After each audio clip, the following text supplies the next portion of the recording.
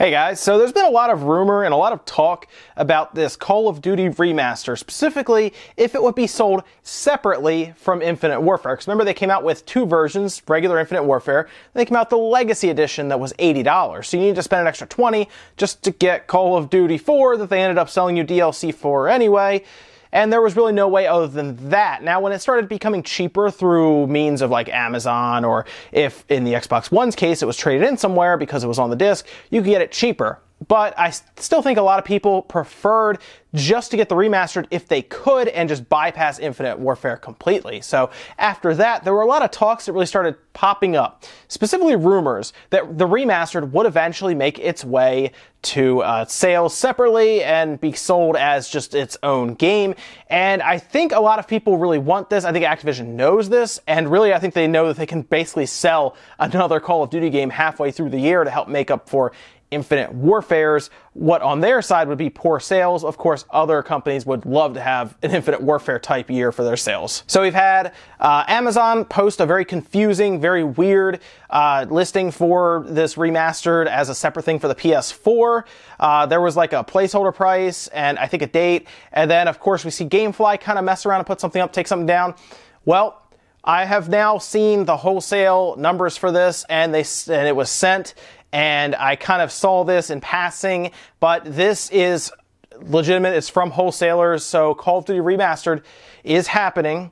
And I have release dates, and I also have pricing, and the price is a little higher than I thought it'd be. So real quick, the PS4 version will launch June 20th of 2017, so this year. So in a month and a half or so, it will be on the market. And it almost falls kind of in line with E3. I don't know if this will be a pre-E3 announcement or if this will be something they announce at E3 as like a little special you can get it next week, starting with the PS4 kind of thing.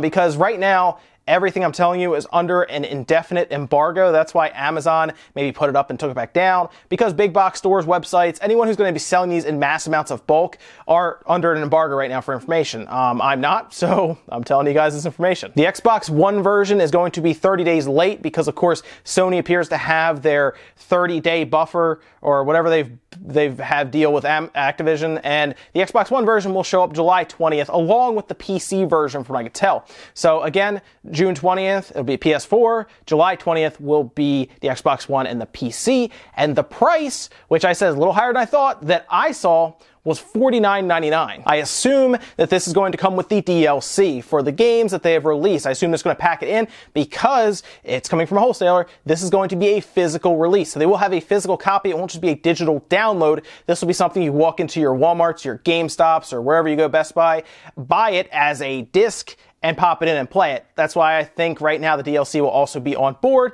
Otherwise, that would actually end up being a pretty expensive game at, I believe, over $60 then for the DLC and this copy. $50, while high, coming with that, I think it's $15 DLC, is about where I thought it'd be, because I thought the original game as it came out was going to be $30 separated. If you thought $15 on it, it's $45, $5 for manufacturing fees and everything. So the more I've thought about it, the more the $50 price tag makes sense. Is it high? Yeah, it's because at this point, it's probably going to be more expensive than Infinite Warfare, especially if you get Infinite Warfare used, which I see at a lot of stores for like $30 for Infinite Warfare. And if the Legacy Edition gets down to $50, in some cases used, then I don't really know why you would buy this unless you just have a disdain for Infinite Warfare. So I don't know when they're going to announce this, maybe E3, maybe before, but all you need to know right now is look for the PS4 version June 20th, July 20th for the Xbox One, and the PC version at a price of $49.99. This is all from a wholesaler that's has this as straight up confidential, embargo and everything. Does not apply to me, so you get the information. Awesome.